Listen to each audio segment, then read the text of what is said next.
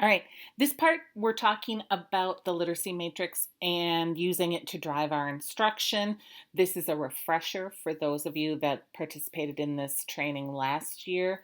Um, this should sound familiar. For those of you that are new, it's a good starting point for you to be able to understand what's available and how we should be intervening effectively with our students with special needs. So, overall, today, what we want to do is understand the purpose and understand how we can use the student data both from IEPs, from benchmark assessments, from informal assessments to, and then plug that into the matrix to figure out what we're going to do. And then also understand that we need to take into consideration assistive technology and how we can blend that into our lessons so that we can meet the students' needs.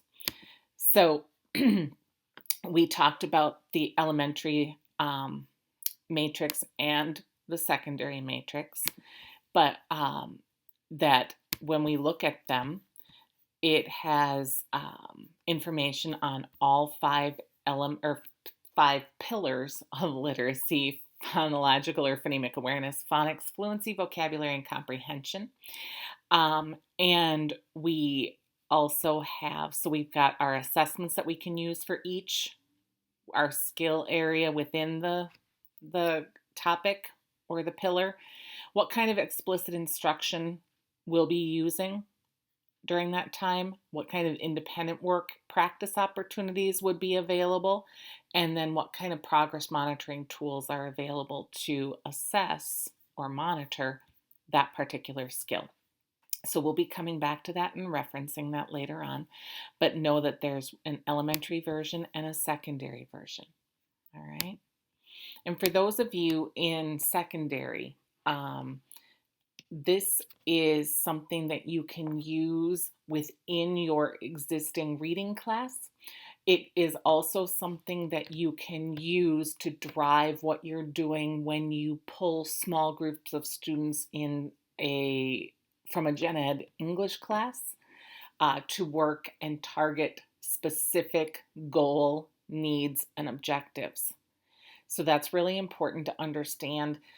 Our job within the co-taught or the gen ed classroom is to provide support services and direct instruction on goals and objectives from the IEP.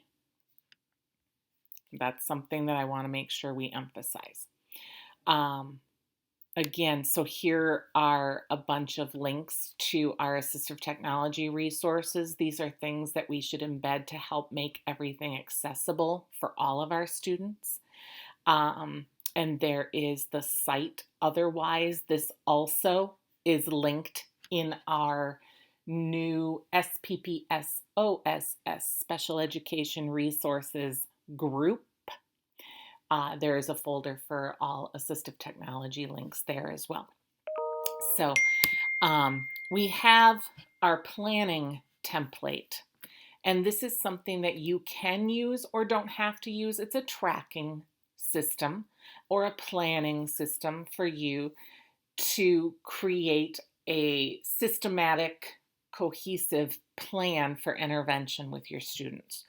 And this is linked in this document. It's also linked in this presentation. So we will add that there. But what I wanted to do is briefly go through. So sometimes we don't do our benchmark assessments right away, or we get a new student and we don't know anything about the new student. This happens a lot at the secondary level, where we get incoming students to the secondary level, and the only thing that we have to go on with the student in creating a schedule is what's written in the present levels of the IEP. And so I wanted to give examples of how you could use that information to help you figure out what specifically you could be working on. What clues are they giving you as to what their literacy needs are? So in student number 1, this was a present level that was written on this student's IEP. And it talks about word recognition. It talks about letter sounds. It talks about CVC words, which is your phonics. It's your sound blending and your phoneme blending. And then it talks about comprehension and fluency. All right. And so you can see that his sight words are at about the second grade level with only 20% accuracy, so it dramatically drops. So we've got some sight word concerns, but looking here, it says he can see 23, or he can name 23 out of 26. He makes letter reversals and struggles with the sounds for these letters.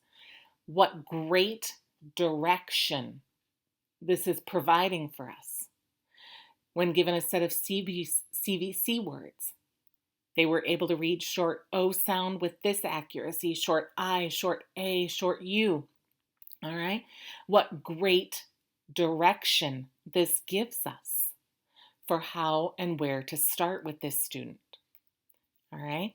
So if I'm looking at that, I'm looking at student 1. They have some phonemic awareness issues. They're not 100%. As a fourth grader, they're not 100% on their letter names and sounds.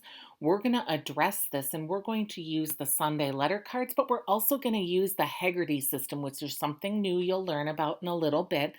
But understanding that Sunday is not super strong in phonemic awareness skills, we did invest in Heggerty, which is a research-based system that practices and works to teach phonemic awareness.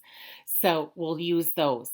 And we'll do some CVC blending. That's our direct instruction. I know I'm going to be using Sunday. I'm going to be using Heggerty to drive my lesson time with that student or that group of students that has similar needs. And then we're going to be doing some phonics and we're going to be doing some word building. Okay, so independently, after we've practiced, we're going to give the students some Elkonin boxes or something similar to that where they can practice word building. We're going to practice some onset rhyme activities. And then if we're going to do progress monitoring, or when we're doing progress monitoring, we're doing our progress monitoring through FAST. And there is progress monitoring for letters and sounds that we can use. There's word lists from Sunday where we can pull out our CVC words that we can sort, and they can read that short vowel sound, those CVC words, and we can chart how well they're doing with that. So that's an example of how you can use this data to create an instructional plan to help this student intentionally improve their skills. So that's for a student that's in fourth grade. Okay. Here we have a student who's in ninth grade. And there's not as much information here, but they're reading between the third and fourth grade level. They're reading 101 words correctly per minute with this many errors. They're able to answer comprehension questions at his level. So at a third or fourth grade level, he's able to answer comprehension questions with about 20% accuracy. And part of that, or a lot of that, could be due to not understanding the vocabulary that's within the text. All right. So now I'm picking out information. As a ninth grader, we should definitely be reading more than 101 words per minute. This would have a huge impact on their ability to complete assignments or tasks in a timely manner if they're reading this slowly. In addition, their comprehension, they're not able to pick out the key points or the key information, sometimes because their vocabulary isn't where it needs to be. So if I'm thinking about this for this student, I'm thinking about fluency and I'm thinking about building that vocabulary. I'm going to do some sight word instruction with tap it and map it strategy, and that's one of the strategies that's linked on our matrix. And then we're also going to learn about affixes. Those are our prefixes, roots, and suffixes to help build that vocabulary exponentially. And we'll do some independent practice with some affix trees for vocabulary, and then we'll also, for our progress monitoring, do some fast sight words. Because it indicated that they needed help with that, which also leads into the fluency, because some of our words are sight words that might be problematic.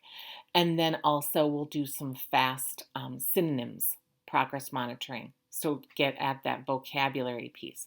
I could also use, for example, I could also use like pre and post, or I could use some vocabulary that's connected in our reading curriculum that we already have at the high school level. So that would be another way that we could monitor some of the growth. So that's how you use this tool. This is how you get the information. Be paying attention to this. So not only can you get it from your FAST information, you can get it from benchmark assessments, other benchmark assessments that you might do at the beginning of the year, or informal things. But you have a whole wealth of information at your disposal by simply reading the present levels as well. And we use this. Remember, we're using the matrix to help us design our instruction for our intervention for our students who have significant literacy needs. The literacy matrix addresses all 5 pillars, and it has direct instruction, it has independent practice, and it has progress monitoring. So we have all of those categories that we can be using as a resource. This is an expectation that people are using this, and it is an expectation that they are progress monitoring. So it's going to be really important that you're using the resources and tools that we are providing. And always, if you have any questions, please do reach out to us and your coaches as well, so that you can get as much information as possible. Again, this literacy matrix is linked in this presentation. It is also in our special education resources group. You'll hear that several times, as well as this planning template. The planning template is in the resources as well. I hope you found this helpful.